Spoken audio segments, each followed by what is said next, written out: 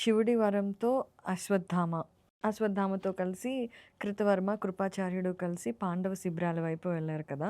వాళ్ళతో పాటు ప్రమదగణాలు కూడా అంటే రకరకాల ఆకృతులలో ఉన్న దెయ్యాల లాంటి వాళ్ళందరూ కూడా అశ్వత్థామకి తోడుగా పాండవ శిబిరాల వైపు వెళ్లారు. పాండవ శిబిరాలలోకి ఎంటర్ అవుతూనే అక్కడ కాపలాదారులందరినీ శివుడిచ్చిన కత్తితో అశ్వత్థామ చంపేశాడు. ప్రమదగణాలు వాళ్ళందరి మధ్యలో అశ్వత్థామ ఆ కత్తితో ఎలా ఉన్నాడంటే ఏదో వేరే లోకం నుండి ఒక భయంకరమైన రాక్షసుడు వస్తే ఎలా ఉంటాడో అలా ఉన్నాడు. అందరూ అసలు చాలామంది అశ్వత్థామని గుర్తుపట్టల.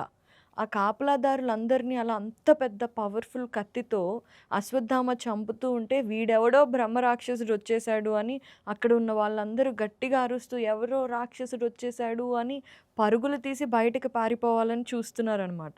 బయటకి పారిపోవాలంటే ఈ కృతవర్మ, కృపాచార్య ఏం చేశారు?